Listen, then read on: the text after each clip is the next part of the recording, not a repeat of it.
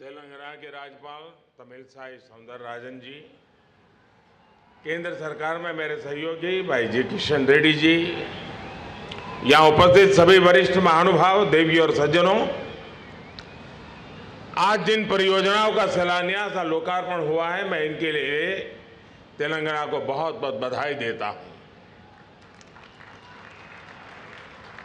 ना कुटुंब सभ्यलारा किसी भी देश और राज्य के विकास के लिए बहुत आवश्यक है। वो राज्य बिजली उत्पादन के विषय में ज़्यादा से ज़्यादा आत्मनिर्भर हो। जब राज्य में बिजली की प्रचुरता रहती है तो ईज ऑफ डूइंग बिजनेस और ईज ऑफ लिविंग दोनों ही सुधर जाती है। सुचारू बिजली सप्लाई राज्य के औद्योगिक विकास को भी गति देती है। आज पेदपल्ली जिले में एनटीपीसी के सुपर थर्मल पावर प्रोजेक्ट की पहली यूनिट का लोकार्पण हुआ है।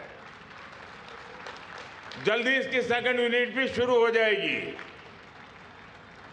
जब इस प्रोजेक्ट का सेकंड फेज पूरा होगा तो इस प्लांट की इंस्टॉल कैपेसिटी 4000 मेगावाट हो जाएगी। मुझे खुशी है कि एनटीपीसी के देश में जितने भी पावर प्लांट्स हैं उसमें ये सबसे आधुनिक प्लांट है। इस प्लांट में जो बिजली पैदा होगी उसका बहुत बड़ा हिस्सा तेलंगाना के लोगों को मिलेगा। हमारी सरकार जिस प्रोजेक्ट की शुरुआत करती है उसे पूरा भी करके दिखाती है। मुझे याद है अगर 2016 में मैंने इस प्रोजेक्ट की नींव रखी थी, अब आज इसके लोकार्पण का भी सौभाग्य मुझे मिला है। यही हमारी सरकार का नया वर्क कल्चर है। ना कुटुंब सुम्बुलायरा। हमारी सरकार तेलंगाना के लोगों की ऊर्जा से जुड़ी अन्य जरूरतों को पूरा करने के लिए भी काम कर रही है।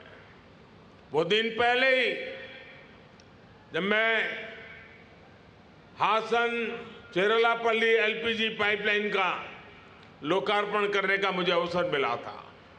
ये पाइपलाइन एलपीजी ट्रांसफॉर्मेशन और उसका ट्रांसपोर्टेशन और डिस्ट्रीब्यूशन की सेफ, कॉस्ट इफेक्टिव और इको फ्रेंडली व्यवस्था विकसित करने का आधार बनेगी। ना कुटुंब सभ्युलारा, आज ही मुझे धर्माबाद, मनोहराबाद और महबूबनगर कर्नूल रेलवे स्टेशन के इलेक्ट्रिफिकेशन प्रोजेक्ट को राष्ट्र को समर्पित करने का अवसर प्राप्त हुआ है। इससे तेलंगाना की कनेक्टिविटी भी बढ़ेगी और साथ ही दोनों ट्रेनों की औसत गति भी बढ़ेगी। भारतीय रेल अगले कुछ महीनों में सभी रेल लाइनों के 100% इलेक्ट्रिफिकेशन का लक्ष्य लेकर के चल रही है। आज ही मनोहराबाद सिद्दीपेट नई रेल लाइन का भी लोकार्पण हुआ है। इससे व्यापार कारोबार को बढ़ावा मिलेगा। 2016 में मुझे इस परियोजना की भी नींव रखने का अवसर मिला था।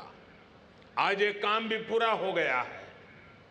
ना कुटुंब सभ्युलारा, हमारे देश में लंबे समय तक हेल्थ केयर पर सिर्फ समृद्ध लोगों का अधिकार समझा जाता था।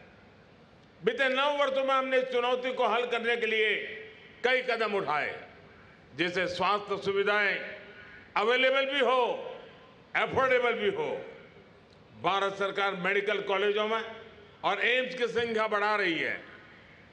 तेलंगाना के लोग एम्स की बीबी नगर में चल रहे भवन निर्माण का हमारा काम भी देख रहे हैं। जब अस्पताल बड़े हैं तो साथ ही मरीजों का ध्यान रखने के लिए डॉक्टर्स और नर्सेज की संख्या भी बढ़ रही है। ना कुटुंब सभ्युलारा, आज भारत में दुनिया की सबसे बड़ी health assurance scheme Ayushman Bharat चल रही है। इसके कारण सिर्फ तेलंगाना में 70 लाख से अधिक लोगों को 5 लाख रुपए तक का मुफ्त इलाज करवाने की गारंटी मिली है। जन औषधि केंद्रों पर गरीब और मिडिल क्लास को 80% डिस्काउंट पर दवाई दी जा रही है। इससे परिवार हर महीने हजारों रुपये बचा पा रहे हैं। ना कुटुंब सभ्युलारा, हर जिले में अच्छा हेल्थ इंफ्रास्ट्रक्चर हो, इसके लिए हमने प्रधानमंत्री आयुष्मान भारत इंफ्रास्ट्रक्चर मिशन की शुरुआत की है। आज इस मिशन के तहत तेलंगाना के 20 क्रिटिकल केयर ब्लॉक्स का शिलान्यास हुआ है।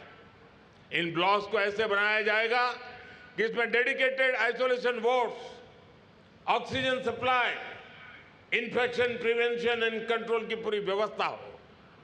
तेलंगाना में स्वास्थ्य सुविधाएं बढ़ाने के लिए 5,000 से अधिक Ayushman Bharat health and wellness centre भी काम कर रहे हैं।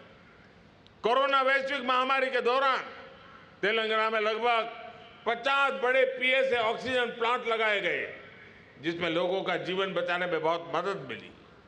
ना कुटुंब सभ्युलारा, ऊर्जा, रेलवे और स्वास्थ्य से जुड़े अहम प्रोजेक्ट के लिए तेलंगाना के लोगों को मैं फिर से बहुत बहुत बधाई देता हूं। और अब मुझे अगले कार्यक्रम के लिए लोग इंतजार कर रहे हैं, बड़े उमंग उत्साह से इंतजार कर रहे हैं। खुला मैदान है